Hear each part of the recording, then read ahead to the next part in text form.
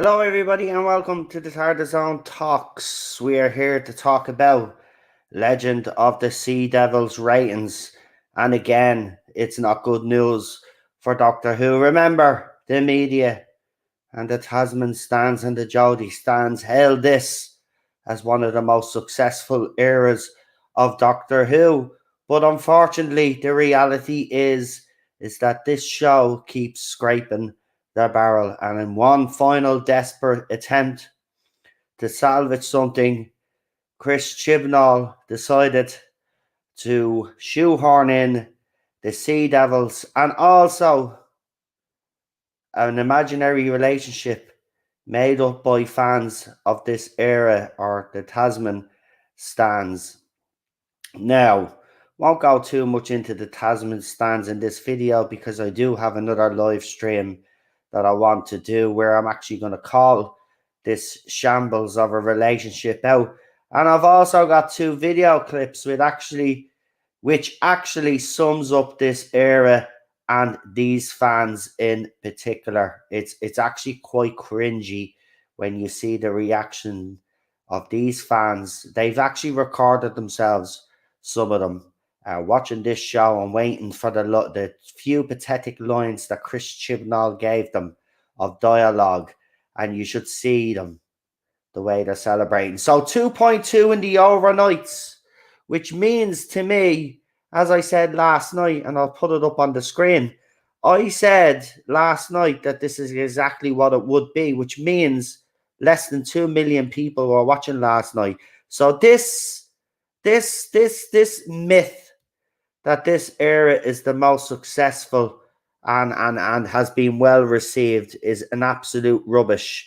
So there you go. You can see it there already. Between Eve of the Daleks and this, it has lost another 1 million viewers.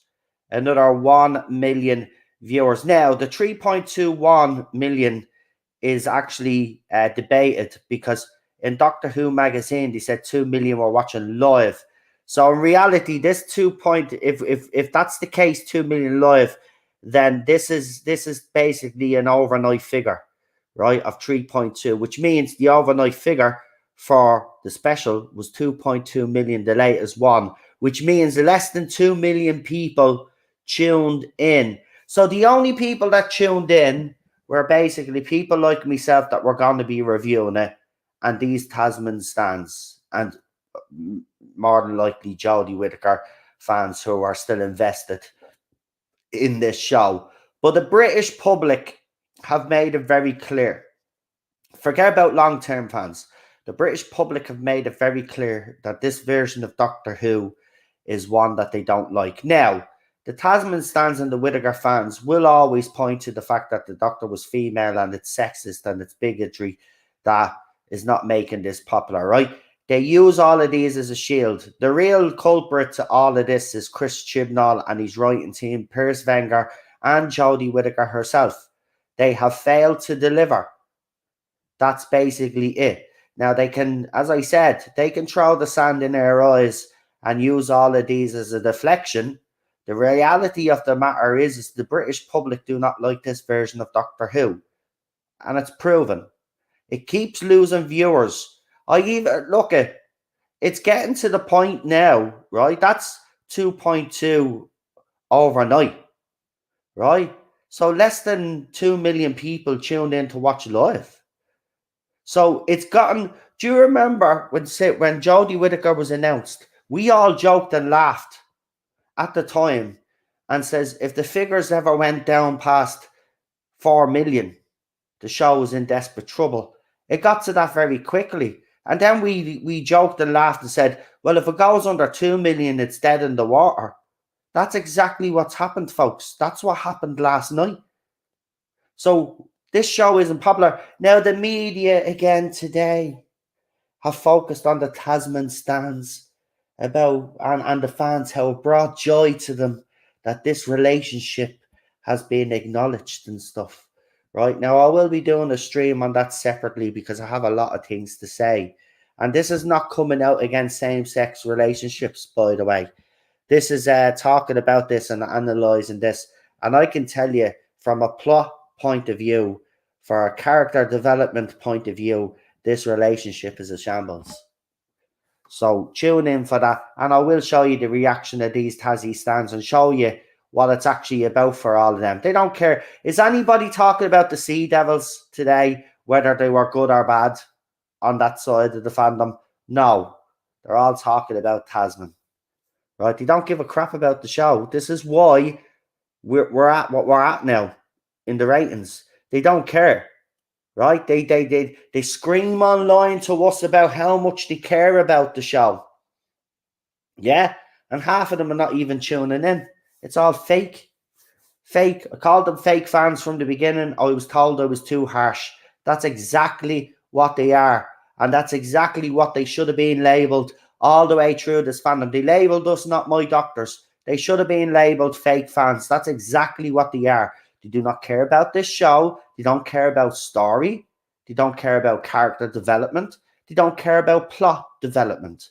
Once it has a couple of lines in that pushes this fake romance that was taught up in their heads, by the way, right? And I'll get into this in a little bit more detail, but we literally have people out there saying that there was been 4 years of hints, when literally Matt Stevens and Chris Chibnall have recently come out to say that there was no plans for this. This wasn't part of the original plan. So you're still going with the narrative that there was hints there for 4 years, when the writers themselves, the people that are running the show, have come out and actually said the opposite. So it's been all in our heads. Yous have seen the way Yaz looked at the Doctor in certain episodes, and the same with the Doctor in certain episodes, and yous clung on to that, and yous made up this imaginary episode, a relationship. And then the showrunner decides, because his ratings are failing for the last few years, that in a desperate attempt to try boost the ratings, which has had the opposite effect. Because the British public, whether you like it or not, right, it's not got to do with, look at, for fans like me, whether the Doctor is male or female, whether the Doctor is attracted to male or female, I don't want the Doctor to be in a romantic relationship. Now, RTD did introduce this into the New Who era, and it was the one thing that I was very critical of, right? Okay, now we've had other same-sex relationships, which is all conveniently forget on that side of the fandom. We've never gave out or had a problem with them, or with characters from the LGBTQ plus community, as you keep saying we do, because we're all phobes according to all you people, right? We don't, right? All of those characters from the past were all developed properly. Their characters were developed properly, and the story plots that they were given leading to their romances actually made sense. But I'll get into that in more detail in the next stream, because I just want to concentrate on these ratings. But look, you know, for an episode I've had time to reflect, I gave it a 7.5. On further reflection, I think it is a little bit too generous, but in saying that, I'm not going to change my score. But I will say this, as I said, you know, while I did like some elements of it, and I did, I'm not going to lie, I found it probably the most enjoyable episode of his era that I've actually enjoyed. But thinking about it, there was no substance to the story, really. And the fact, you could tell that the Sea Devils were shoehorned in. And the fact that he comes out with an interview before the episode drops to actually say that he just threw them in the story to see if it would work tells me everything you need to know about this man. And this is why this era has also failed, because you've got a showrunner that has come in, and look, he's great at writing the old dramas and the detective murder mysteries and all of that.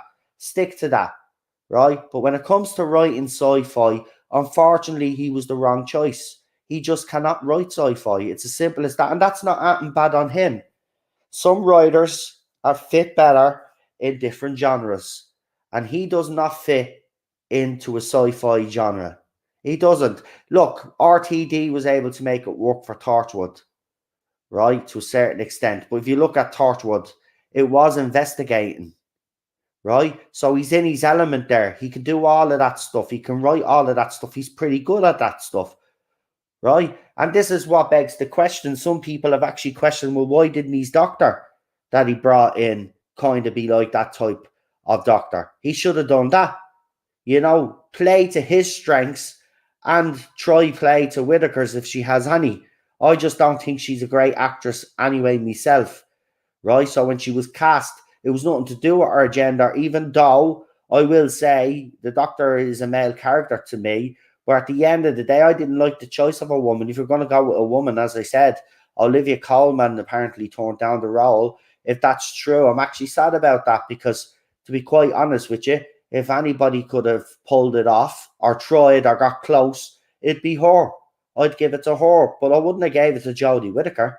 Jodie Whittaker is not a leading lady. Don't care what anybody says. She's not a leading lady. She's too weak of an actress, right? And I don't get this. Watching it and looking at the comments now, because obviously I've had time to reflect and look at all the comments out there from people on social media.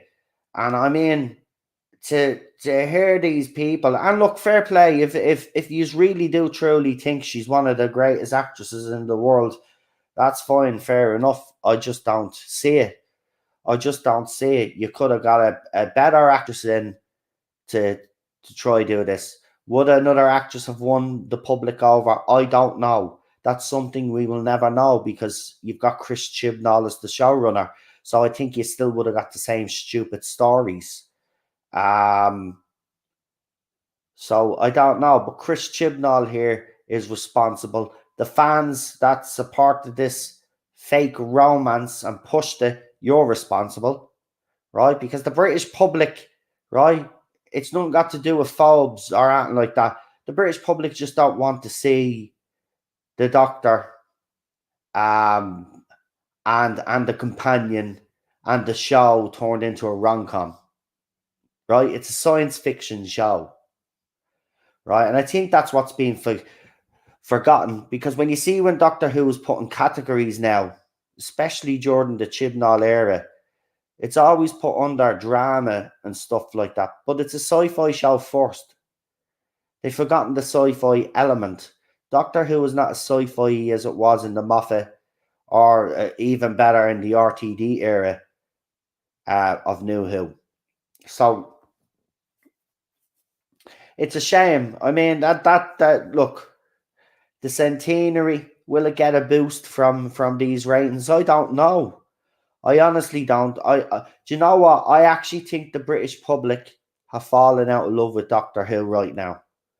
And I think a lot of fans as well, a lot like the British public, are just waiting to see what RTD does with it, to be quite honest. Either that, or I hate to say it, Chris Chibnall has done so much damage that even the great RTD cannot rescue this, and it needs to be put on hiatus. Now, I don't like to say that, and I don't say that lightly, but let's hope. Let's hope by the time we get to the centenary, and maybe this is why it's being announced on that BBC site that there's going to be an announcement soon of the Doctor. By the way, that is official. So in a couple of weeks' time, we're going to get something, right? So is this RTD's way, Bad Wolf Studios in conjunction with BBC Studios, is this their way now of trying to hype up? Because remember, I said that RTD, I have actually said that RTD really needs to do something now. We can't really wait. You know what I mean? Have nothing coming up. We have the centenary and then we start getting stuff. He really needs to start putting stuff out there now. And normally I would find that strange during the current era of Doctor Who. But because we're in the situation that we're in, and this is what these fans don't get, it goes all over their heads. They don't realise how bad this show actually is ratings-wise. And you can call all the British public, all the names under the sun, and fans that didn't support this era, all the names under the sun. The fact of the matter is that it's in such a state that if RTD didn't come in the last minute, we wouldn't be sitting here discussing Doctor Who anymore. It'd be finished after Jodie Whittaker's era, and it'd be shelved, and we probably wouldn't see it then. And then, you know, rightly so, there'd be a reaction to that, and the reaction would be, well, it's deserved. Well, that's what BBC do for going against the fans, going against the British, what the British public see Doctor Who as. And that's the thing. You've tried to change a show, a British icon, you've tried to change it into something that it wasn't supposed to be or never supposed to be. And this is where we're at. And this is where we're at.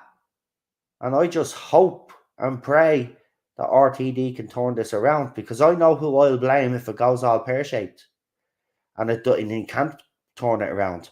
I know who's responsible. It's not just Chris Chibnall, Jodie Whittaker and Piers Wenger. It's every fan that supported this era when they knew. And you know, because a lot of you was spinning. You have been spinning from day one and you will spin until the last day. Right? Yous are also responsible. Because yous had a duty of care as fans like us to protect this show and speak out when it's not being handled properly. Just like Chris Chibnall did back in the day when he berated Pip and Jane Baker. Right? So he got that opportunity. Right? He was making sure. Right? We might, whether you agree with him or not. Right? He was there. He voiced his opinion as a fan because he cared about the show, apparently. Right? That's all we've ever done. Right? But we've been told to shut up. It's not a democracy. Even Chris Chibnall said it's not a democracy. Stephen says, oh, well, when we're running the show, we'll do it the way we want to do it and screw fans, basically. That's not how you run a franchise. That's not how you run an icon, a British icon like Doctor Who. Actually, it's not a British icon anymore. It's become a laughingstock. But it was once a British icon.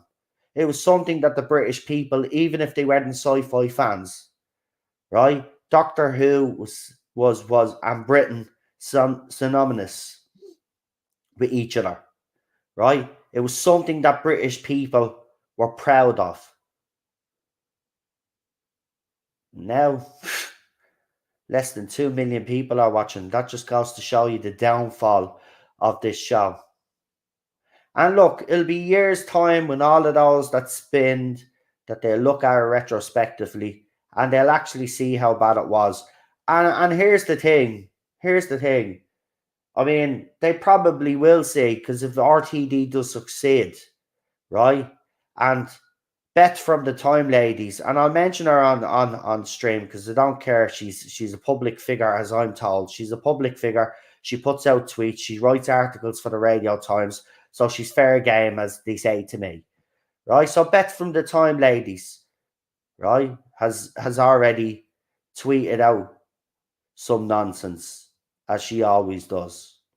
Right? She's already put an article out there trying to defend this relationship, defend what Chris Chibnall has done and how he's represented women from history, right? Putting an article out saying that she contradicts herself. On one hand, she says, yeah, Doctor Who has always championed historicals and blah, blah, blah, but most of the stories have been mostly about men. But Chris Chibnall has got the balance right. Well, if he got the balance right, love, well, how come most of the historical episodes that he's done has been mostly about women? If he got it balanced, wouldn't there be balance? Means like 2 men from history, 2 women from history, level, equal playing field. Isn't that what balance is supposed to be? Right? And on one hand, she said on another tweet that if they didn't cast another woman, it would give validation to the other side that said that a female doctor didn't succeed.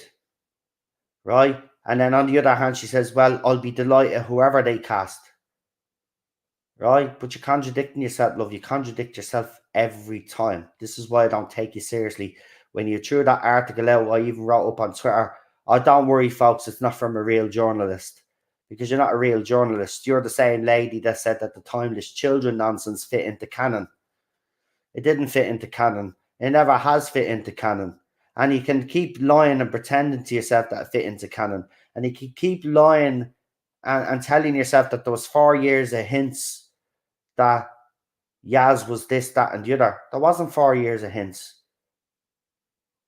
right? Our grandmother or our mother said something, is that your girlfriend or something, was a line that we got, right? The original romance that Yaz was supposed to have was with Ryan Sinclair, because they had set that up in the first couple of seasons before Ryan decided, before Tolson and Bradley Walsh decided to leave, right? So the romance was going to be set up between Yaz and Tolson, right? Then we get that throwaway line that is that your girlfriend, the mother assuming that she might be lesbian, right? But then you put the spin on it and say, oh no, she's bisexual, because you knew that was being set up for her to be with Ryan, right? But then as soon as that line came out, you changed the narrative then, and that's when this fake relationship between the Doctor and Yaz was conceived, right? And then the fans on Twitter pushed it, Instagram,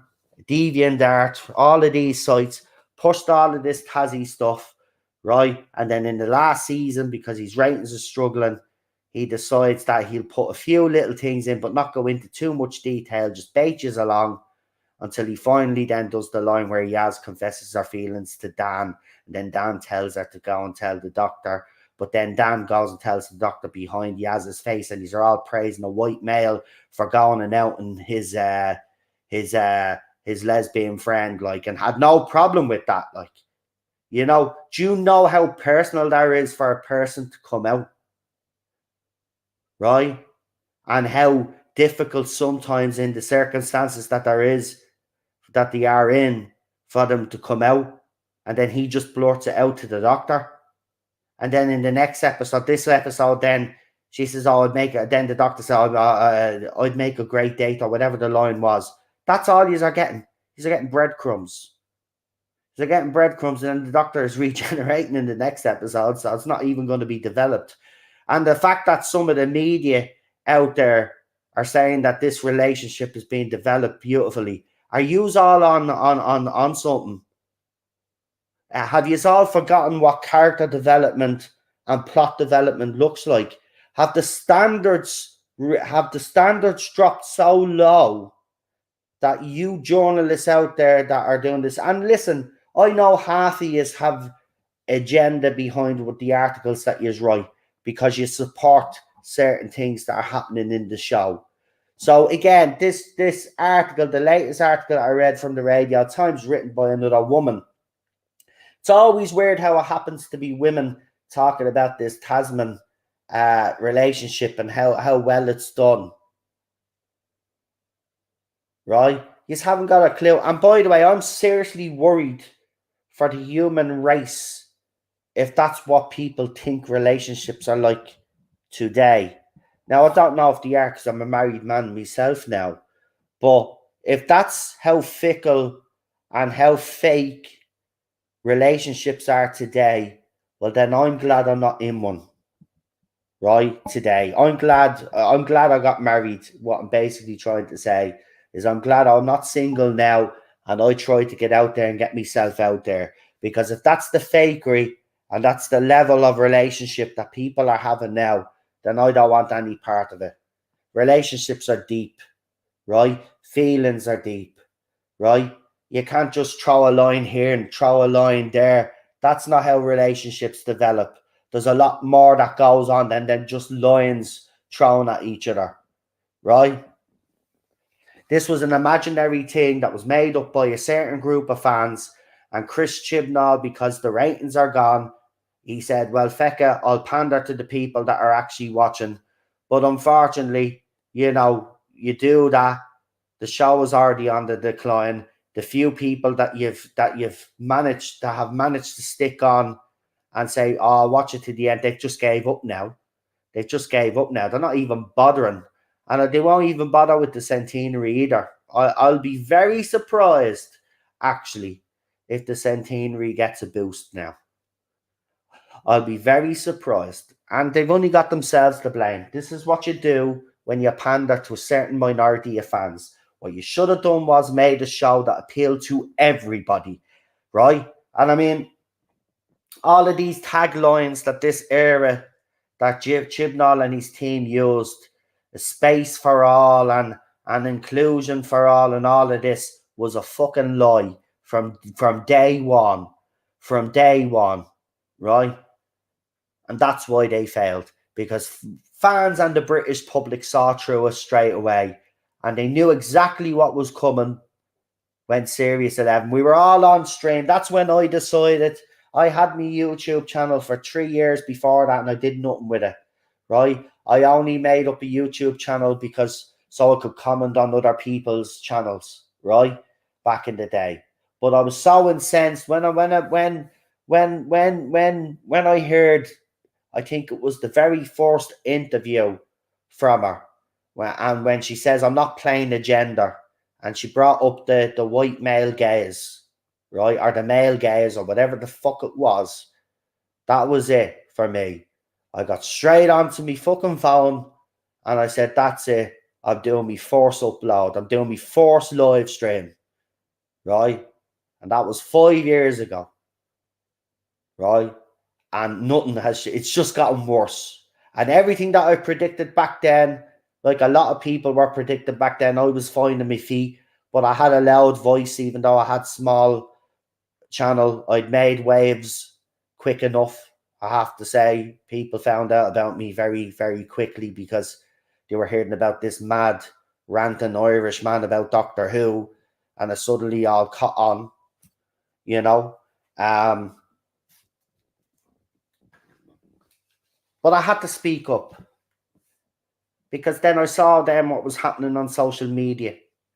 I was getting banned from Facebook groups. I'm actually probably banned from about 75 to 80 Doctor Who related Facebook channels that threw me out, that harassed me, that bullied me, that sent me death threats. That's where it started originally, was on Facebook for me. Then I decided, and it was probably the worst decision that I made, was to give Twitter a go then. And I went onto Twitter, but I soon found that some of the people that were on Facebook were soon on Twitter and talking shit about me on Twitter. So I never stood a fucking chance on Twitter anyway, to be quite honest with you. I was never going to be received. Uh, you know, I thought by going on Twitter as well, like, you know, some of the people Facebook that were used to Facebook just stay on Facebook, but they followed me anyway. And then I knew it was going to be bad on here. But I never thought it'd be bad on Twitter the way it was. It's actually worse than Facebook, I have to say. But I was seeing what was happening to other people. It wasn't just happening to me. Very early on, I got into a tussle with Benjamin Cook and Crystal D, as you all remember. And I think that's where then people actually took notice of me, because then these people start retweeting me. And they didn't realize by retweeting me, they were actually giving me more coverage. So my videos at the time were, you know, I was calling them out, calling her out for her disrespect for Classic Who. I was calling him out for being such a shill. I was told there was no conversation to be had about the female doctor because the conversation had ended. And I made the point, the conversation never fucking began with in the first place. That's the problem. It was like, female doctor, bang, is accepted or get out of it. And the media then ramped up on it by calling us all sexist and bigots. And then we got labelled then, not my doctors, then by a group of fans, and it stuck. You know, but that original hashtag, not my doctor, believe it or not, for anybody, because I have 52 people watching, so I know some of the Tassie stands are listening to me. So let me give you a bit of a history lesson about the not my doctor hashtag, and you'll be actually shocked when you hear the origins of the hashtag. So the hashtag was originally used back in the RTD era, when RTD was announced as showrunner, and then subsequently Christopher Eccleston was announced as the Doctor. Now, at the time, there were a section of Doctor Who fans which were actually a bunch of idiots and bigots, whatever you want to call them, were sending death threats to RTD, and they didn't like the casting of Christopher Eccleston. So the hashtag not my doctor was created along with the hashtag not my showrunner. So that's where it originated from. So then we moved in years later, right? And we go relatively, everything is relatively okay. There's still a few people complaining about David Tennant's casting and blah, blah, blah. Same with Matt Smith, same with Peter Capaldi, but nothing as extreme as it was when RTD was first announced and Christopher Eccleston was announced as the Doctor. It was only when he performed and we all and we fell in love with him. Those voices that were so cringy were drawn. They were basically drowned out, right? But then you roll on to Jodie Whittaker's casting, and then the hashtag is revived. But here's the thing that people don't know about that hashtag being revived. It was actually revived by a woman on Facebook. All right, so a woman revived the hashtag because she didn't want to be pandered to. So she decided to use the hashtag not my doctor. And that's where it came from. The second time, a woman actually came up with it. It wasn't some bloke, it was some woman. And then asked us all and people in the fandom to use it. And originally, like a lot of people, except for Lee and a couple of others, they never used hashtags anyway. But I did, along with a few other people. But unfortunately, just like other hashtags out there that support causes, right? You see what happens. A radical element always attaches themselves to those hashtags. And unfortunately, there is a group within the Doctor Who fandom that are bigoted, sexist, racist pieces of shit. It's unfortunately, we have them all in all fandoms. Now, Lee has called these people out, and I've called these people out, and lots of us in the community have. We don't tolerate that nonsense, right? The only reason we've always tried to protect this show and give our honest opinion on it, right? Nothing we've ever done has ever had any motivation. Now, I've been accused, what is my motivation of this, that, and the other. I've never had really any motivation. When it's come to the J-bots, yes, I will say I had a little bit of a motivation. They were pissing me off and they were bullying me constantly. And rather than ignore them, which I should have done, which I do now, I decided to go after them all the time. Wasn't helping me mental health, but I still did it anyway. I'll stand up to anybody that's bullying anybody. That's my problem. But it's right to have that. You should stand up for those people. So that's why I created this channel. I wanted to give guys out there a chance. And when I say guys, I mean all yous. You know the way I speak. But I wanted to give fans an opportunity to come on and have a voice. I encourage then a lot of people also, to get onto the old YouTube and set up use our own channels and talk, because we needed more voices in the fandom. And look at us now. We're a strong knit community.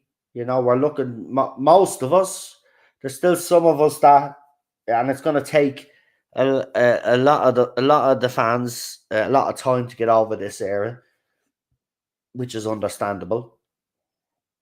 But we're close knit. We stick together. We have each other's backs, and there's been genuine friendships made. So it hasn't all been bad for this Jodie Whittaker era. It has brought a section of the fandom together, and it's a pleasure to know most of these, I have to say. Or the ones that I do know, I should say. That came out wrong. Obviously, everybody I've met I haven't always got on with everybody, but the majority I get on with. And they're all nice people. Even the ones that I've had falling out with, I know they're not all nice people. It's just the way the whole situation went. We do end up going down our different paths and our different routes, unfortunately. And that does happen. It does happen. Um, but I don't hold any ill will. I've gone past all of that. There's no point. Life's too short. You know, you can't forgive and forget. Or just move on and just don't talk about it. That's in certain situations, that's what I do. It's just best to just walk away and say nothing. If people don't like you anymore, there's nothing you can do about that. You know. I used to take all that shit to heart, and the shit that used to be said to me in the fandom to heart. But I don't, not anymore. I honestly don't. I don't listen. I still get sent shit. It does. I used to post that shit. I couldn't wait to post that shit up and show everybody the abuse I was getting. But you all know that I'm not lying anyway, so I don't need to prove it anymore. But I'm still getting it. Still getting it. The difference is I just don't give two flying craps anymore. They have they've gotten me to the stage where they've bullied, harassed me so much that I've actually gotten used to it now, or I'm immune to it, or whatever you want to call it. But I do remember a couple of YouTubers did say that to me that have been doing this a lot longer than me. Said, look, and all, you're going to get hammered left, right, and center.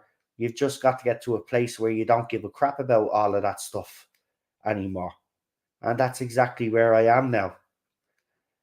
Peter Davison is in the chat. We got TARDIS Spider, the classic 80s fanboy. We got Ben Jens in the chat. Leland PD. We got Problem Bing, Gobby Guy in the chat as well. I'm just seeing some of you there. Just give you a quick shout out. Darren is in the chat as well. JF. Why am I tongue tied? I am tongue tied. JFO. Oh, Jesus Christ.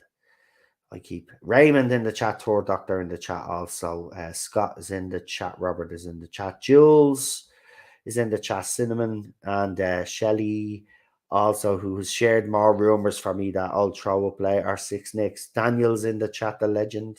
The ledge. If I have forgotten anybody, just let me know down the bottom there.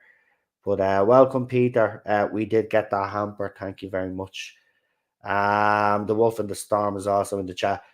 CD is in the chat as well. Jamie is in the chat, and John Michael Fink is in the chat. Guys, yeah.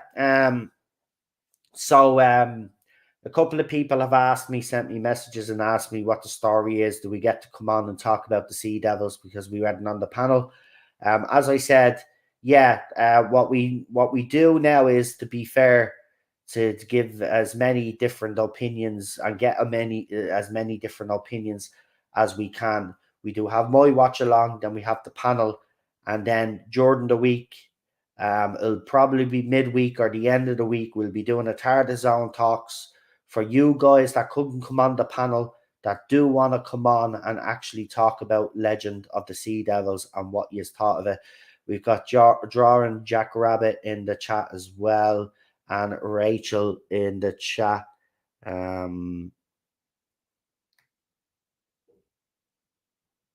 And we got Jamie and Ezra in the chat, and RG Ross is in the chat as well. Nice to see you. I haven't seen you in a while.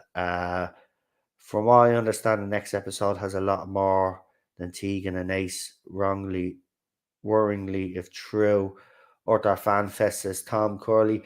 Listen, again, like the Sea Devils, if Tegan and Ace come out of this unscathed, I'll be happy. I mean, look, it's at this stage, he threw the kitchen sink at it. Jordan Series 12 anyway. Now he's just chucking the whole house. He's banking Look, we will tune in. Of course, I'll be reviewing it. I will tune in, and as a classic Doctor Who fan, and I say even the most hardened classic Doctor Who fan out there, when they heard this announcement yesterday, even though they probably hate the era now, the current era, knowing that those two were in it. But see, again,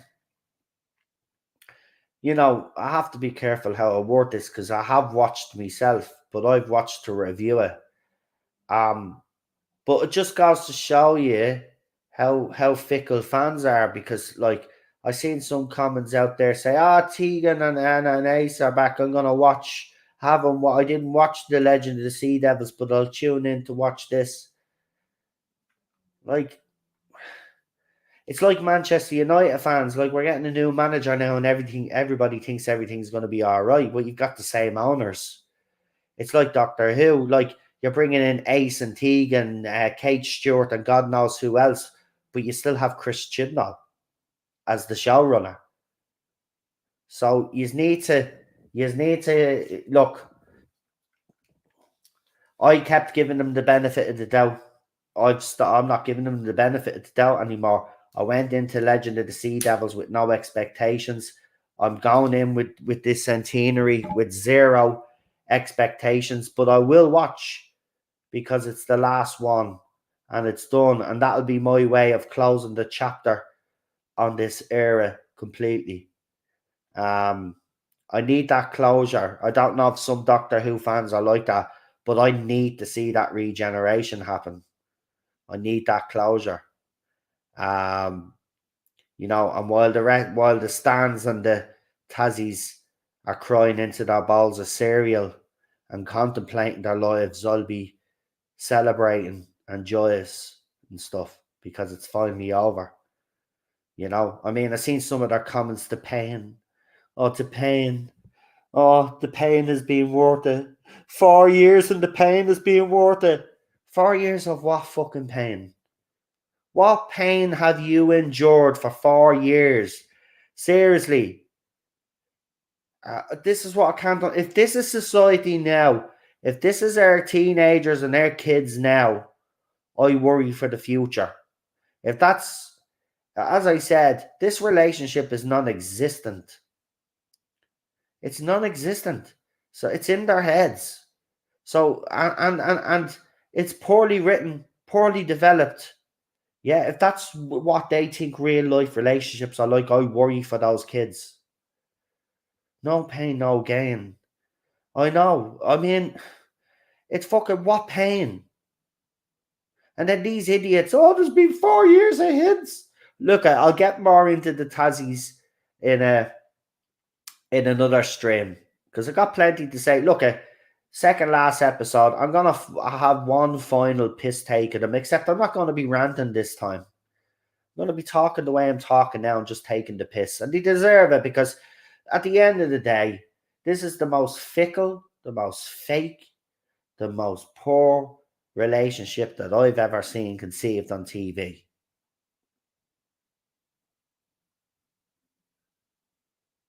Seriously. All the other and I loved how Beth from the Toy Ladies tried to use Rose and 10 and River and 11 to try validate the current relationship. Well, you see, you can't do that, love, because the difference between those relationships, even though I don't agree with them, by the way, want to make it clear that I didn't like the Dr. River story, the romance, the marriage. Didn't like any of that. And I certainly didn't like Rose and 10.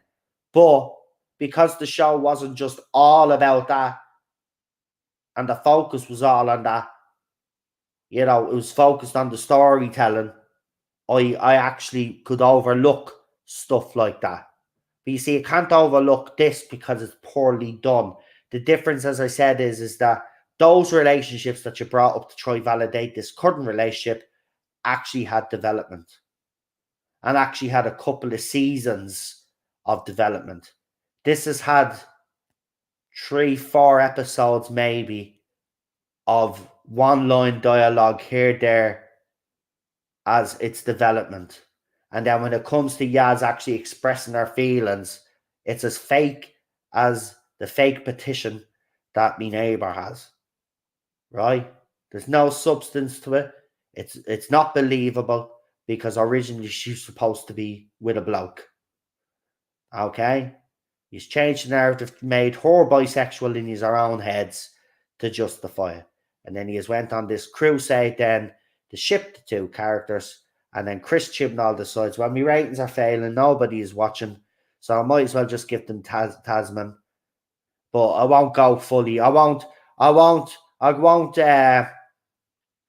have any conviction about it though, because I'm just going to do a half-assed. I'm going to put a line in here, there, but they'll lap it up.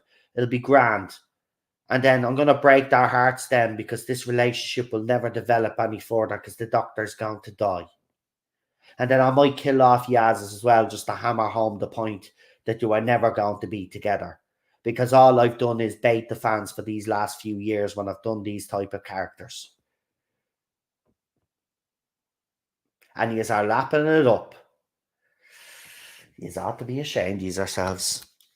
Yous are doing more damage to those communities that yous claim to represent by not demanding that a relationship like that is done with care and attention. Yeah?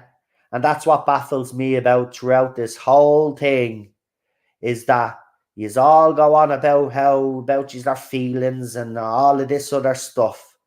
But then when you have a showrunner on screen, right, that writes shit on screen, and he can't handle the forced lesbian relationship between the main character of the show and a companion, and can't do it properly, doesn't explore it or research it properly, and puts in the odd line here, that's what baffles me the most about you people.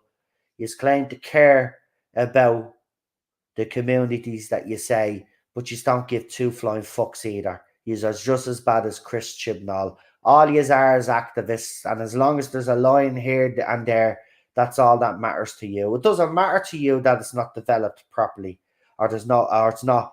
The characters are not developed properly. Yous don't care, and that is our biggest crime, and that's Doctor Who's biggest crime and downfall. Is that anything that Chris Chibnall has done for you guys has never been thought through properly, has always been shoehorned in. Even Captain Jack's cameo was brought in only for the simple reason is because Captain Jack happened to be an LGBTQ plus character. So what can we do to add another LGBTQ plus character? Let's bring back Captain Jack. And then he's turned on John Barrowman then when Noel Clarke was accused of all of that stuff. These are truly pathetic. These are truly pathetic. He's knew about his past before Noel Clarke said that, and not one of us had a word to say. But as soon as Noel Clarke was accused of something, he's all and he threw John Barrowman under the bus. He's all went after a gay man. He's ought to be, and yous are the same people that are supposed to be for gay rights, for lesbian rights, and all of these other people's rights that you claim that you are supporting. He's an absolute disgrace to the community. Chris Chibnall is and ought to be ashamed of himself, because everything that he has done has been poorly done. And that is his biggest crime. Everything that he's done has been a second thought to that man, right? He should shoehorn things in, and every season, you idiots lap it up.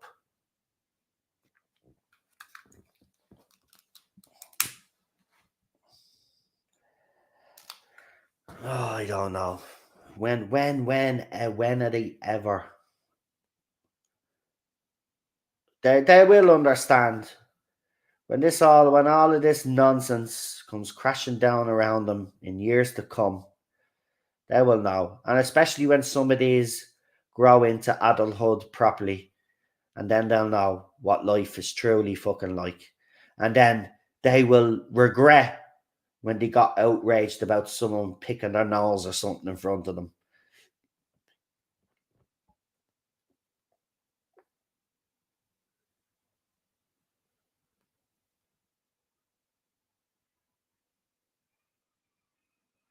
Yeah, do you know what? I was actually looking at that last night, because people have put screenshots up.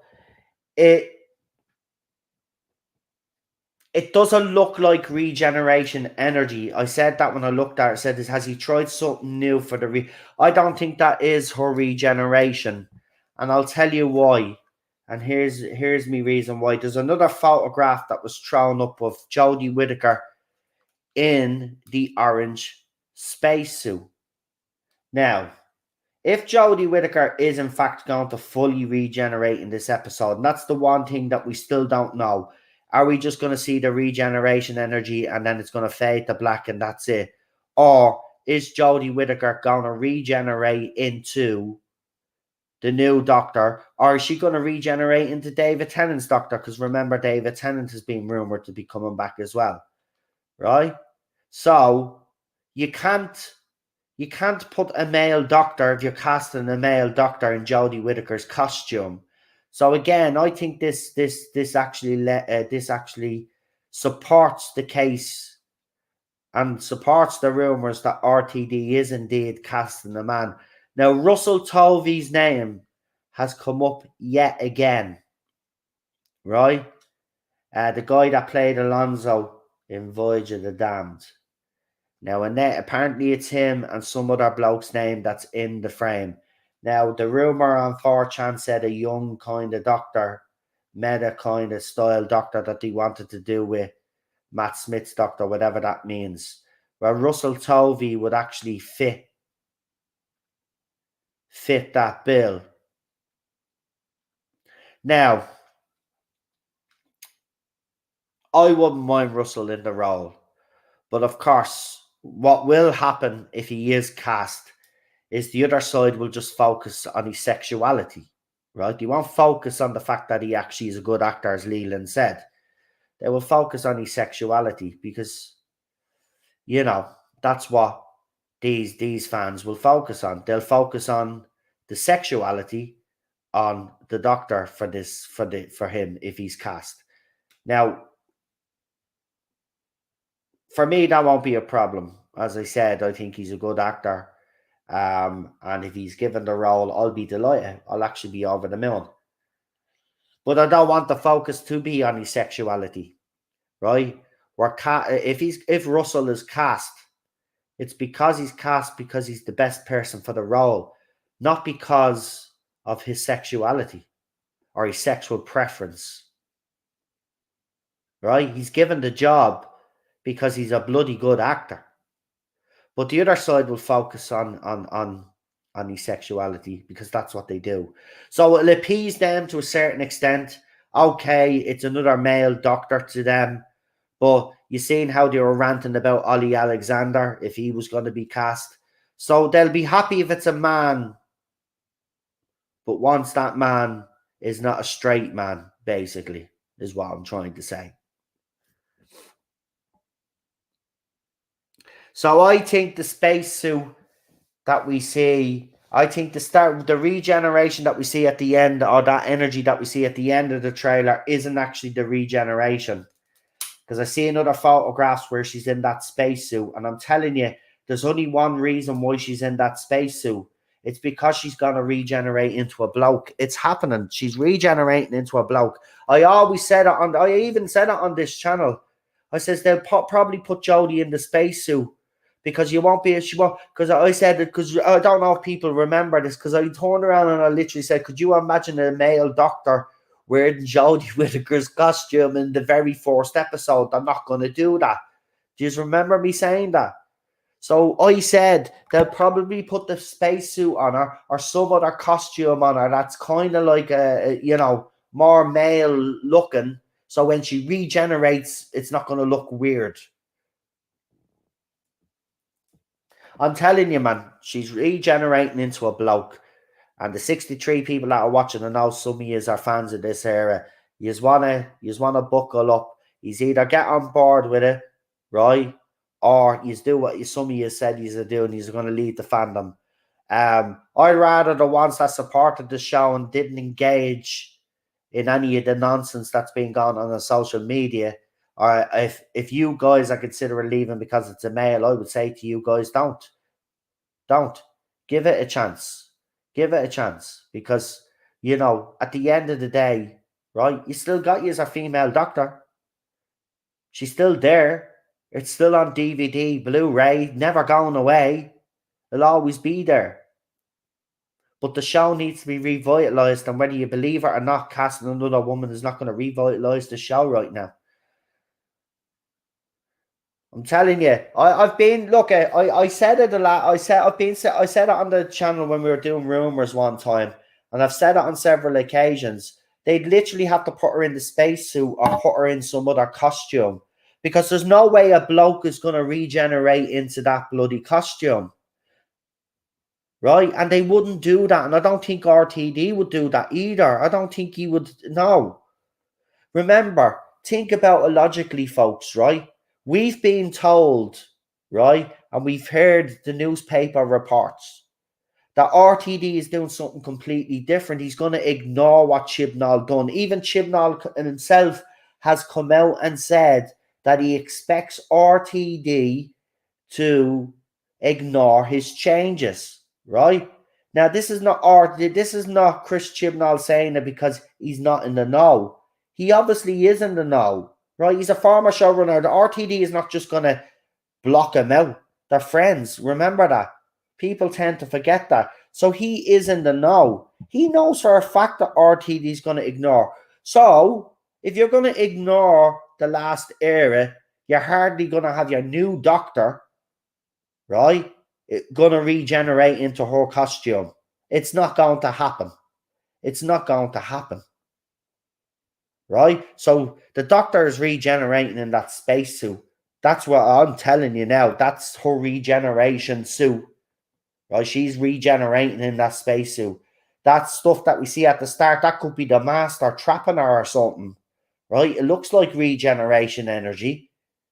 But I even said it looks funny. So it mightn't be regeneration energy. I don't think that is a regeneration. There's no way that doctor, if it's a male doctor, there's no way he's regenerating into that costume. If it's another woman, fair enough. But it's definitely not going to be. It's definitely not going to be a woman, a bloke regenerating into that costume. No way.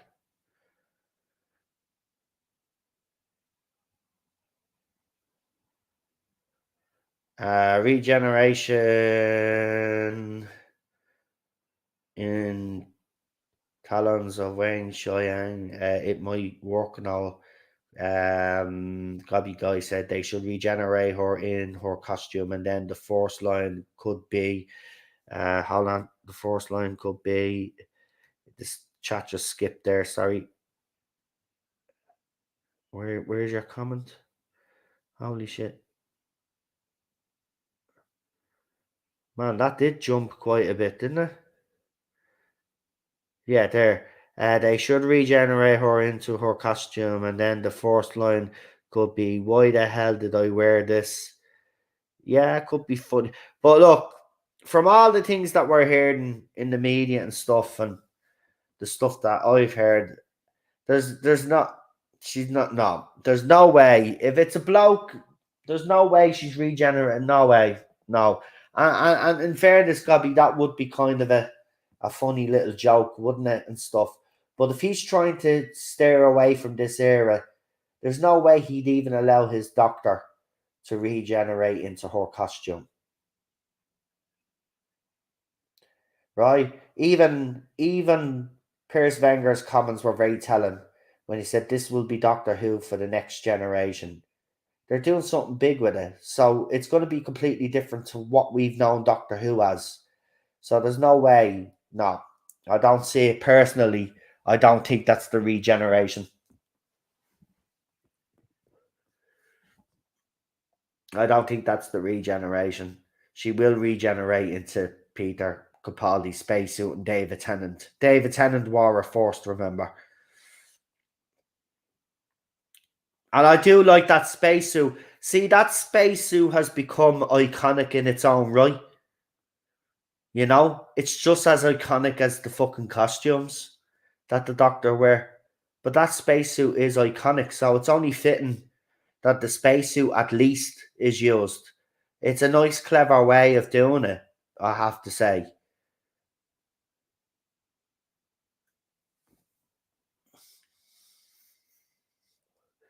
I think that's what he's going for, drawing Jack Rabbit. I think he is going for an MCU style. That's the thing. That's what I'm saying. This is going to be different to what we've gotten before.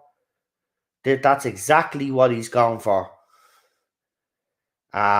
It's even being talked about in the media. Listen, the media don't get look at the media have sources just as much as I do, and they do. They do have insiders and inside information, right? They're not. It's he probably hasn't given any details away, but he probably has outlined what he wants to do to save the show, and he thinks he needs to go big, and he has seen the way Marvel has done things, and he's been praising the Marvel kind of use. Even Moffat has come out to say, well, Doctor Who did it first because, we had Torchwood and the Sarah Jane Adventures and then Class. They did have an extended universe, right? And then you got the audios. So there is an extended universe already there. He is right. Doctor Who did do it first. But but RTD now is going to obviously expand on that. So we're not just going to get Doctor Who. In the next few years, we're probably looking at other shows being rolled out as well. So as I said, they're going big. I told you this was going to be. I've been saying it on the channel. People haven't believed me. I've told people this is going to be a Doctor Who that you've never seen before. It's going to be something completely different. The 60th is going to be more familiar. But after the 60th, that's it. The way you remember Doctor Who is gone. And they've even kind of said it themselves, even the newspapers have reported on it. From 1963 to now, that was that era of Doctor Who, complete, right? Classic and new Who, right? When it starts back in 2023, it's a rebirth, basically. It's like a reincarnation, you might as well say. This is going to be something that you've never seen before.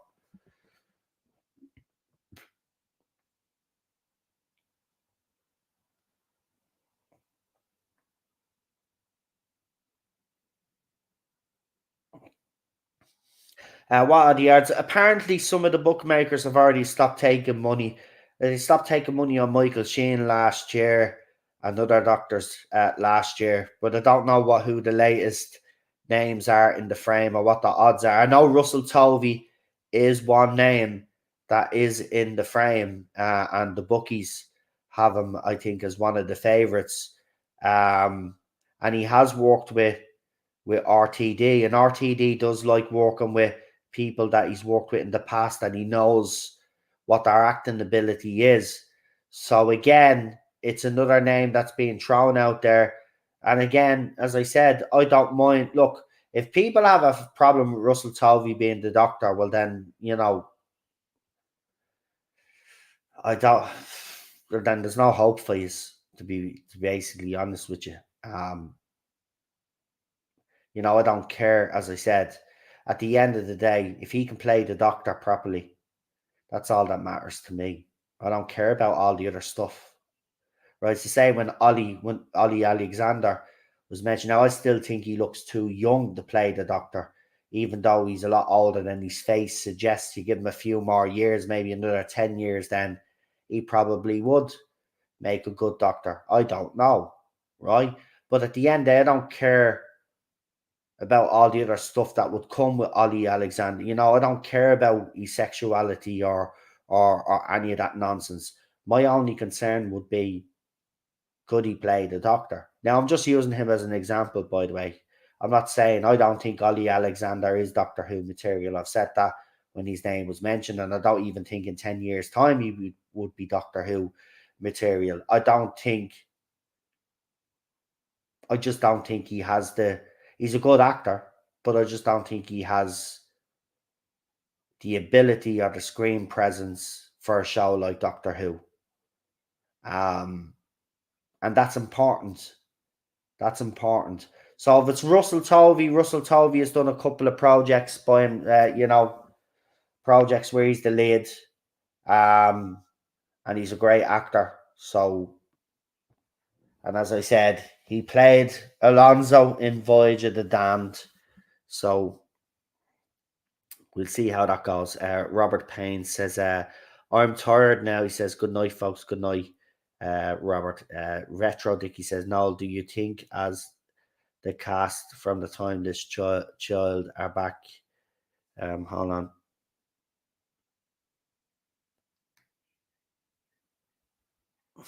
Where is it?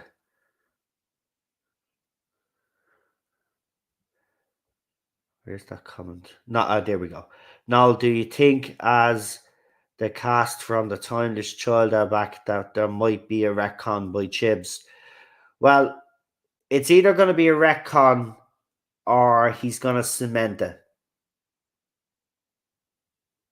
So it can go either way. At this stage, if RTD is doing his own thing, I don't think a retcon matters. But I do know that it matters to some fans out there. But if RTD is going to completely rip up the rule book and do something completely different with Doctor Who and kind of do a reboot of it, I wouldn't see the point in Chibs having to retcon this if we were going to just ignore it anyway. But I know for some fans that that's very important, and it's a big factor on whether they move on with the RTD era or not, which I think is a little bit unfair, but that's just my personal opinion. Yeah, RTD shouldn't be punished for Chris Chibnall's mistakes. I mean, if you enjoyed RTD's era the first time around, well then, you've already know that he delivered before. What makes you think it'd be any different now? So, I mean, look, it's a personal thing. For me, it has to be a continuation, not a total reboot, not a series based on Doctor Who, says CD. Again, as I said, some fans are going to feel like that.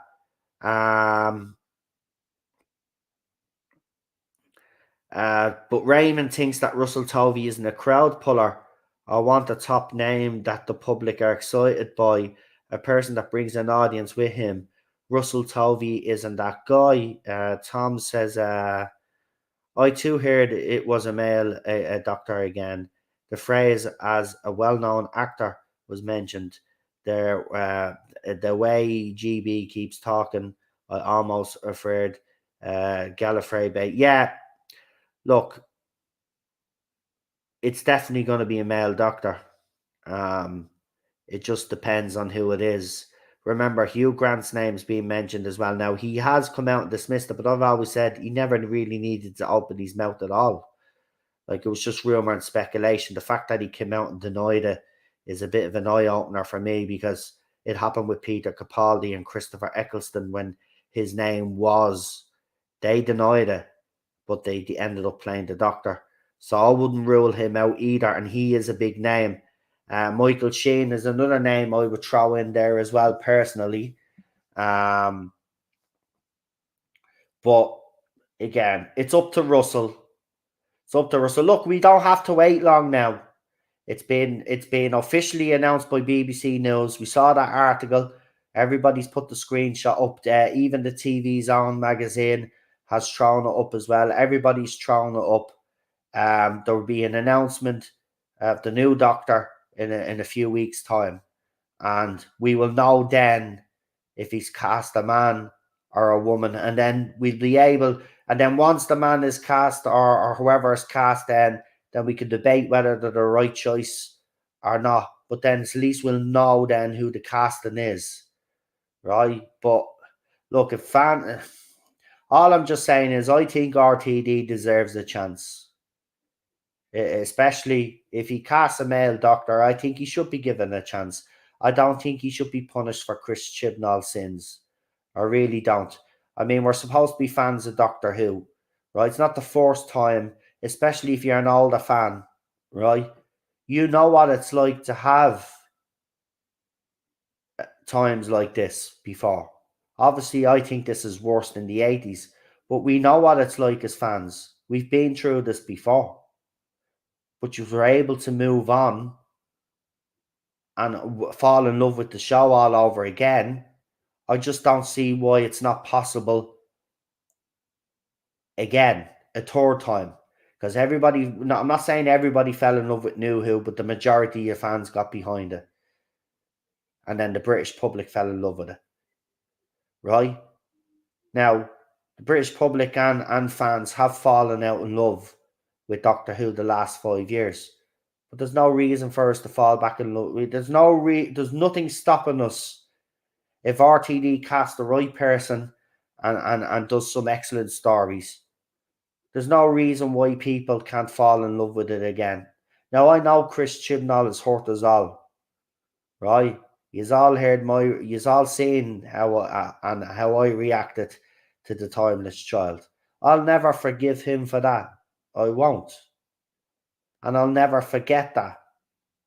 But I'm looking towards the future with a bit of optimism for the first time for this show in a long time. And that's what this show needs. Bit of optimism. And I have every faith in RTD that he'll deliver something spectacular. Now, my only worry and concern is that even though I want to see something fresh and new, that's fine. I would still like Doctor Who to maintain the elements that made it Doctor Who. And that's me one worry, is with all this money and all of these grand ideas, I don't want Doctor Who to lose its heart and soul. Right? But I know it'll be a better version of what we've got in the last 5 years. I just want Doctor Who to be the success that it was again, for the fandom to be buzzing about it again, for us all to be able to get into dialogue and have debates with each other without having all the nonsense of having to defend ourselves. RTD doesn't have to do nothing, Arduous. He doesn't know you, Arton. He doesn't know me, Arton. He doesn't owe any of the fans anything, right? He already has a proven track record. He has 5 years under his belt, right? He's got 4 seasons and those specials, right? He doesn't need to come out and say nothing, right? He doesn't know me, you, or any Tassie stan out there, or Jodie Whittaker fan, any explanation or any fucking statement to say that this, that, and the other is going to stop, right? Whether you like it or not, Doctor Who under RTD was woke and progressive. Maybe you need to go back and watch the era again, because I think people misunderstand RTD's era by the way I see some people comment about it.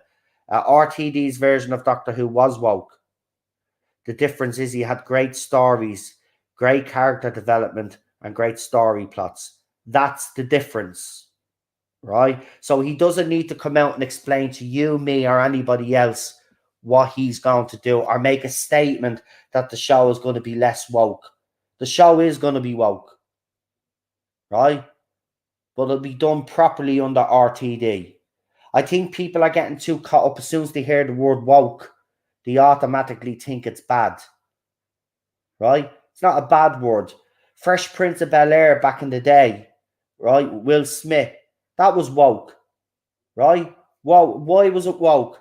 Because it actually tackled those subjects back in the day, like racism, gun control, all of this stuff, right? It was woke back then.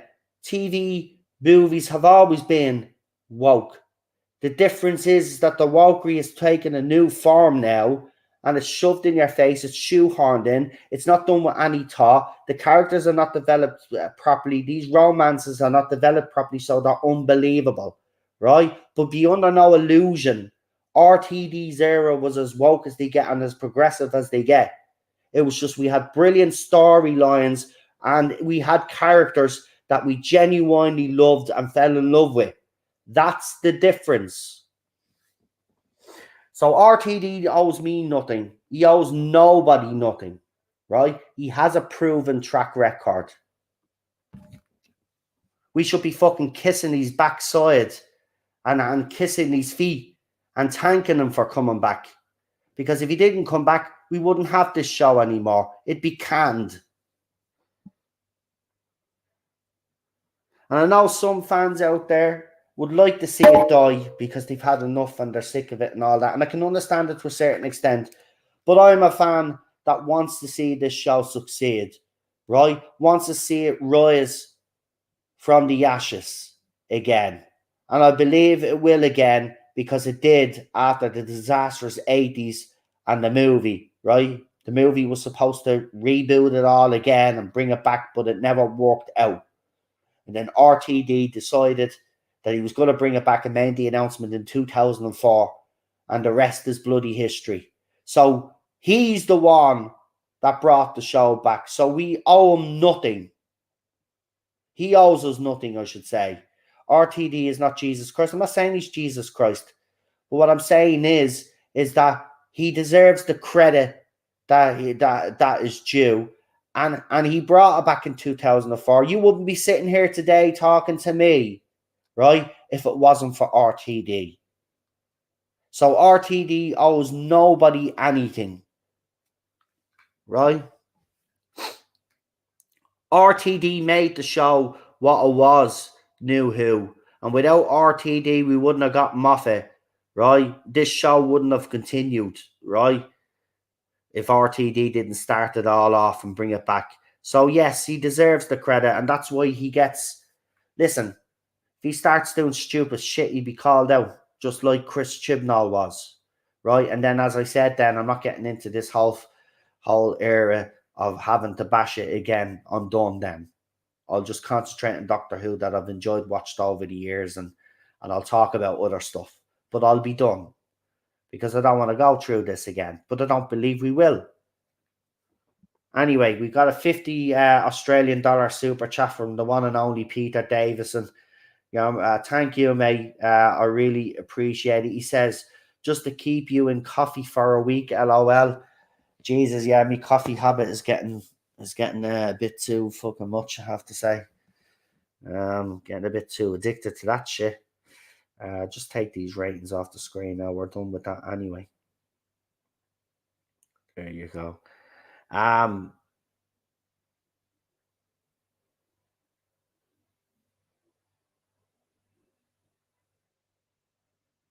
So, look, at the end of the day, if fans in this fandom are going to start demanding that that RTD come out and set his plan and tell us that there's going to be no wokery in it, right?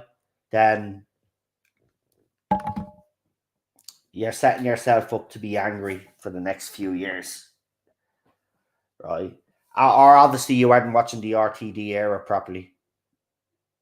Maybe you should go back and watch the RTD era properly because he was progressive and he was woke. The thing about it is that the woke that we knew back then has changed. It's different now, right? But be under no illusion, RTD was woke. And he's not going to come out. And listen, I know he said personal stuff and he came out against people and all of that. But when it comes to Doctor Who, the people that want to give out to him and have a go at him for his comments can go and have a go, right? My only concern is what he does with Doctor Who, right? And how he handles it, and how he writes it, and who he casts, what his TARDIS looks like, what his logo looks like, what his writing is like, what his stories are like, what his characters are like. That's what I'll be focused on.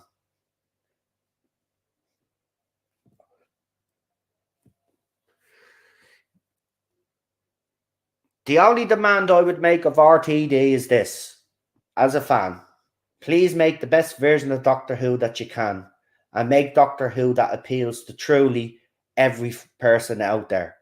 If you really want this show to go global, it has to appeal to everybody. But do not forget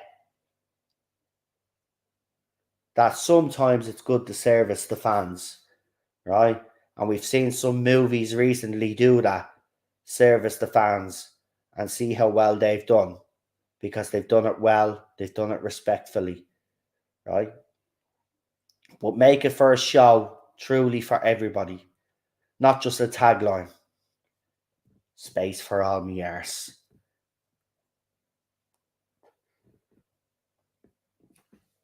Anyway, we're going to be wrapping up now shortly. Let's see. The one thing it is can't be as bad as what we have had for the past 5 years is Real Super Doctor.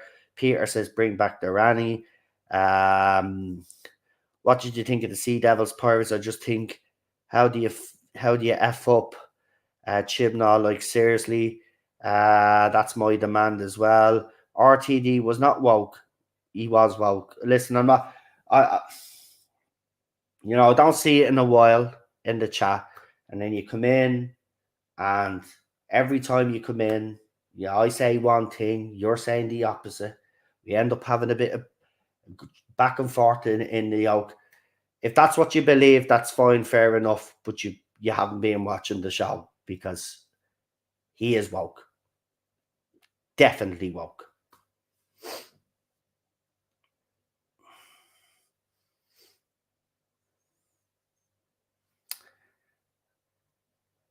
TARDIS Spider says, enjoy your journey through time and space. Good night. Says, as I said, TARDIS Spider there. Good night, TARDIS Spider. But look, it's irrelevant anyway. All opinions are just opinions. At the end of the day, we will know what it's like when he does right. But I mean, you're saying he's not woke. Well,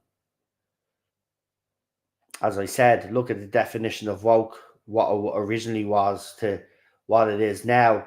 He was woke. He was woke. I mean, he introduced same-sex relationship. He introduced an LGBTQ plus character. Rose Tyler's boyfriend, Mickey Smith, was a black guy. You had a female prime minister. But you also had the balance of Pete's world. You had all of that other stuff. But he was woke. Be under no illusion. RTD was as woke as they come. And it has always been woke. The difference is the man is clever, is that he understands the human psyche. He understands characters. He understands, where a plot and a story has to go to make it believable. And that's the difference. And that's what makes him stand out. And that's why he's probably one of the best British writers out there at the moment. That's why he's probably he's considered, and his era is considered the golden age of New Who, because he understood all of the fundamental elements that you needed to understand, and because he didn't focus on the woke stuff. That's why you're actually making the comment you're making now, that it wasn't woke, because he didn't focus on it. It was there, but he didn't focus on it. Not like what Chris Chibnall did. It was there, but it was developed properly. And then when there was a major story or plot that he wanted to do, it was believable because he'd laid the groundwork. He'd laid the foundations. And that's exactly what Chris Chibnall, that's exactly what RTD did, PD. Exactly. So he was.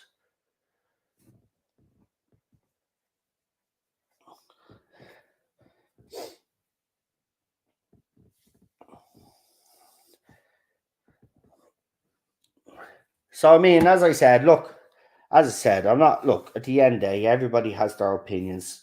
First, it's the timeless child thing has to be retconned before fans come back. Now it's RTD has to make statements and all of this. Look, if that's going to be the attitude, there's no point. No point he's even talking about Doctor Who anymore or complaining then, because you'll never be happy. Some Doctor Who fans are just getting as bad as Star Wars fans now at this stage. No matter, I said this off stream and I'll say it again, right? It doesn't matter what Disney produce now. Even if they do produce a decent show, it's going to be hate. It's just going to be automatically hated because it has the Disney name on it, or it has Kathleen Kennedy's name connected to it, or it has some person that they don't like's name connected to it. Right? It doesn't matter, and it seems to be the same situation now that RTD is going to be in. No matter what he does with the show, there are going to be a section of fandom out there that are just not going to be happy no matter what. And this is all Chris Chibnall's fault and the media and these, because that's what they created. And it's sad. And it's sad. And you know what? In a weird way, it's kind of justified because the way the production team has acted. So I kind of do understand it, but you know, there comes a time when you just have to let go of that anger. You just have to move on, or you'll be consumed by it, you know? And then if fans start making unrealistic demands on the new showrunner, well then we're never going to get anywhere. We're never going to get anywhere. But I this whole RTD wasn't woke is I'm sorry, but I have to say it's not. He is woke, and I've no problem with that. Even these later shows are woke. Night, everyone, says Lee. I'm off. Yeah, I'm about to go off now myself because I bring Ted out at 12, so we literally have a few more minutes before I finish up. But I want to thank everybody for coming in tonight, and to me friends that have popped in, Lee and everybody else that popped in. And again, thanks Peter for that super chat. I really do appreciate it. Shelly did send me some new stuff, screenshots of rumors and something, and you know I'll put them up because you know there were one or two things, even though the rumors did say at the end. I don't know if they meant at the end of the episode that the master was going to be revealed, or they meant the trailer. But the master was revealed, so I'm actually starting to think that this 4chan rumor that we threw up on the channel, and if you haven't seen it, go and check it out because it's very eye opening. And some of the stuff that rumor did actually, and that stuff, and to prove that rumor was right, they said that some things were going to happen in the Sea Devils episode. Now, the TARDIS did get swallowed up, like they said. Some of the other stuff I don't think did happen, but I'll have to go back through the rumors again. But I'm pretty sure there's something big going on because I've been told, as I said, that this is going to be something completely different. And I do believe something big is actually on the horizon. And I do honestly believe that they've gotten to a point that it's so bad. And I think tonight's rating, or last night's ratings, actually prove it. We've gotten to a point of no return, right? But they're going to gamble. Obviously, RTD is going to gamble. He's taking a risk here. But he's going to go all in, right? But it's gotten so bad, folks. I mean, this isn't getting any better in the ratings. We were hoping that Flux was going to be something decent, because we were hoping when the show was officially handed over, like it is behind the scenes, but you know what I mean, publicly, that'd be in a better state than what it's in right now. The longer this goes on, the worse it's actually going to be for RTD. This is why I think an announcement on these new doctors being made, to be quite honest with you. I think there's real panic behind the scenes. I think Chris has really royally screwed this up.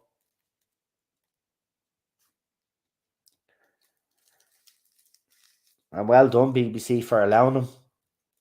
I mean, you should have cut your losses. I mean, look, yes, she would have been a laughing stock for a while. But on reflection, what fans know now, if you actually had made that move and got rid of him when you were supposed to get rid of him, then we wouldn't be in this position now. You could have been able to limit the damage and move on. Say, all right, we got it wrong. Female doctor doesn't work. Chris Chibnall, wrong showrunner. You would have got a bit of a backlash off the twats off Twitter, but that would have died down eventually because the British public and Doctor Who would be doing better in the ratings, so they'd be ignored, to be quite honest with you. So yeah. So yeah, here one last question before we do go to ask you guys in the chat. So 2.2 million, as I said, that's an overnight figure. So less people actually tuned in to watch the actual episode. I would like to know what the live figure actually was. I'm even gonna go and say it was probably as low as 1.5 million. And it gained those extras in the overnights, and they put the overnights up and it went up to 2.2. I reckon 1.5 million people tuned in. 2 million live viewers tuned in for Eve of the Daleks. And we only know this because Doctor Who magazine actually announced it. So I said that the next episode, even though I had the Sea Devils in, would do worse. Right? And if it did, I didn't think the Sea Devils would rescue her. My only hope was that they came out of it unscathed, which they relatively did to a certain extent. People will have, obviously, their own opinions on that. Rabbi said 1.2. Yeah, probably 1.2, 1.5. I'm going to say 1.5, be a little bit generous. But I say 1.5 million people tuned in, and it gained the 700,000 or the 600,000 or whatever it is, 700,000.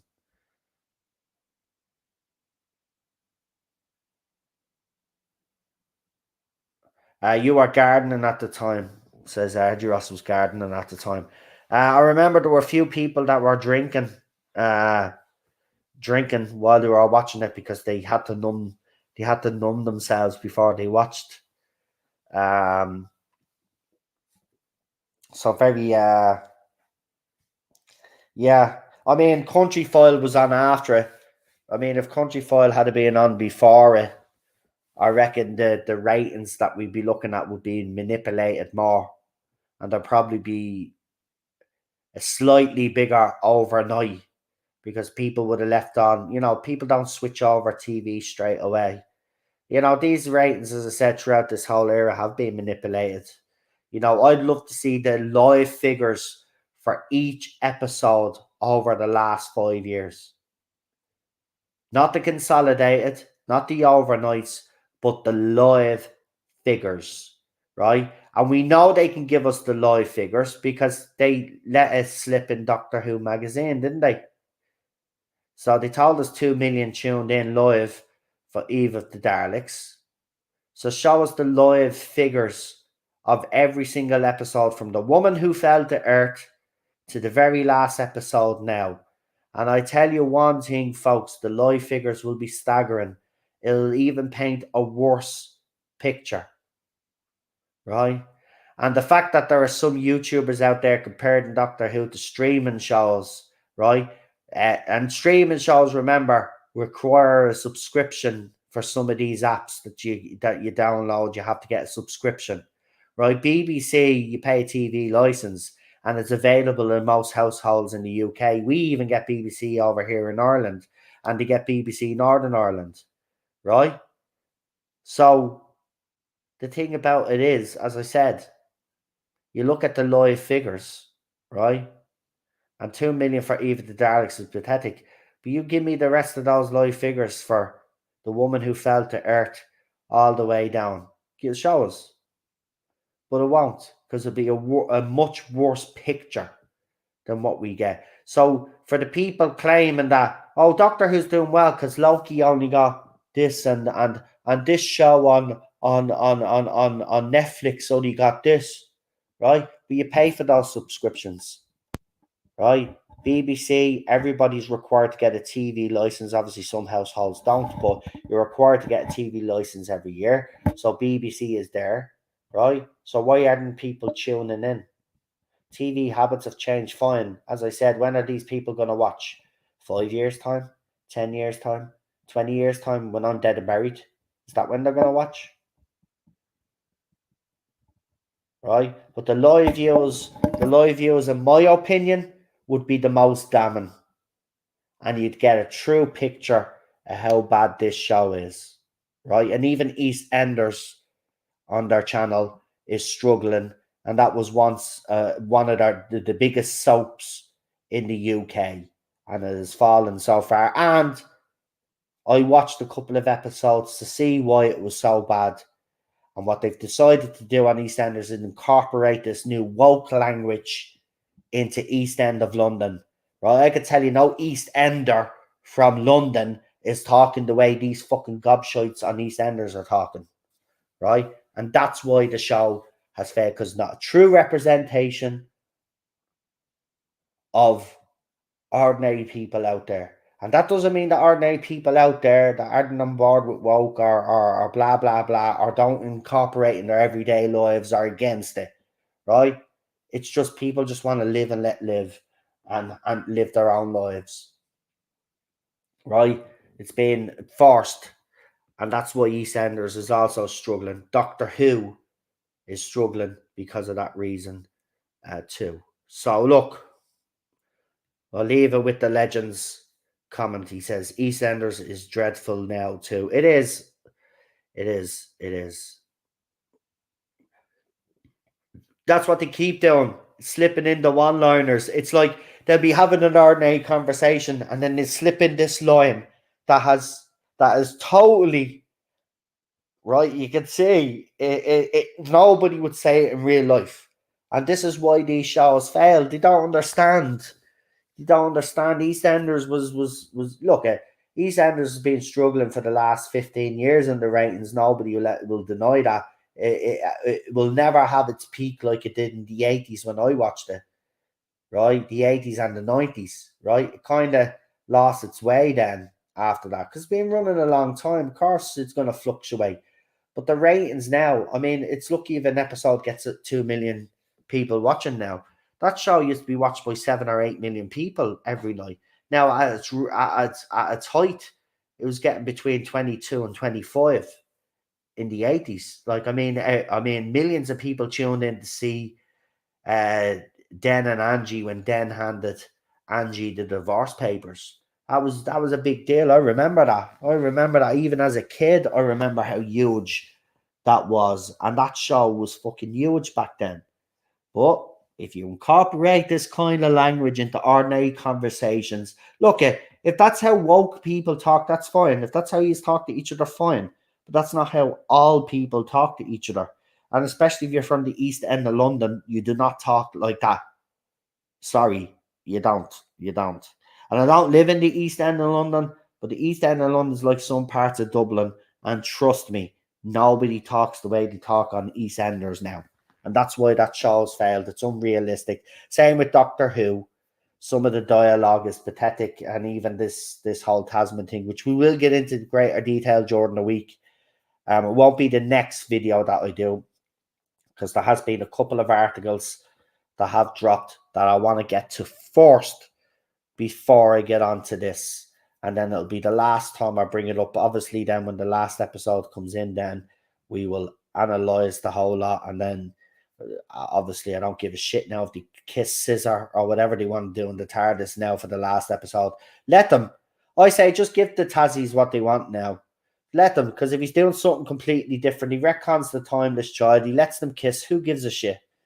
I don't give a crap. RTD is going to do something different. He's going to ignore that. So I don't give a crap if they kiss at this stage. Let them. Let them.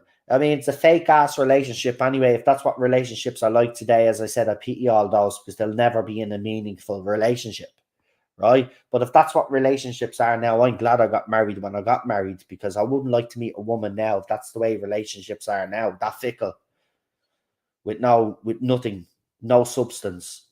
Not gonna last. Anyway, I'm gonna go now because I have to bring Ted out. And I've just made it on time now. No, because I heard you say you've been having to go for the past 20 minutes. Yeah, so as Cheryl does when I say that, she just comes out to make sure that I am actually gonna go. But I am. But look, I want to thank you all for tuning in. That was a bit of a late night stream. Peter, thanks for that $50 Australian super chat. Really appreciate it. And everybody else that contributed, even all late to the game, but been listening from the start on Catchy Uppy. Hope is all okay, says Kev. He's a Doctor Who fan, man. Welcome to the chat and welcome to the channel. We really appreciate it. Don't forget to like, share, and subscribe, folks, if you haven't. Matt and Handles were a better ship. Exactly. They had a friendship. That was sad when Handles died. Don't bring that up. Yeah. Oh yeah, it's Teddy's yeah, Teddy celebrates tomorrow. Teddy Tuesday because as you all know, we nearly lost little Teddy, and it's the anniversary of us nearly losing him. So we actually want to celebrate it because You know, for the simple fact is that for him, if you had seen him, and some of you did see him, and we showed videos at the time, it was a very distressing time. He literally was paralyzed from the waist down. So we didn't think he was gone. I was in bits. So we're actually gonna treat him tomorrow. We're gonna make him teddy cakes or whatever it is, but we're gonna do something with him special tomorrow. So I won't be streaming tomorrow, and I have to get a bit of stuff done in the house as well, because I have put it off, and I need to get some stuff done in the house as well. So I gotta do that because the wife's starting to get cranky now, and you know what happens, especially when you're married. If your wife starts getting cranky, it's time to get up off your ass. You know, I'm getting good at this marriage thing now. I used to be shit at it, but I'm getting good at this marriage thing now. I know all the little fucking things, you know. Shh. She's crazy. Goodbye, everybody. Anyway, yeah, I'm only messing. Yeah, listen, goodbye. And as I said, during the week, we will have a TARDIS Zone talks for everybody that wasn't able to come on. And thank you for all the love and support for Ted. It was a hard time, but he's better, and we're going to celebrate it now. And you know what? He's kind of walking normal again now. He doesn't have that stiff walk that he used to anymore. So he's actually, I think he's actually, I say he's 98% fully. Would you say 98%? No, I would not. What would you say? 90 tops. You'd say 90? Tops. Oh, yeah, because he can sometimes only still jump, right? He finds it still hard sometimes to walk. But compared to what he was, like, I mean, he was crawling. And the emotional state of him. And then he couldn't handle it because he didn't know what was wrong, and he just kept looking up. And he's just waiting to go to the toilet now, so I'm going to go. All right, feck off now. Right. See you later. Have a good one, folks. Enjoy the rest of your week. Stay safe. Good night. Thanks for tuning in. If you haven't checked out any of my other streams, please do. Remember, all the links to my social medias are now on the YouTube banner. So we got our Discord there. We've got Facebook. Oh, not Facebook, Twitter. And we've also got the second YouTube channel, which is a gaming channel. And we will be putting something else up as soon as we get it sorted. And I'll give you more details coming soon. But I'm going to leave it there. Good night, folks. Here's the trailer. See you soon. Bye.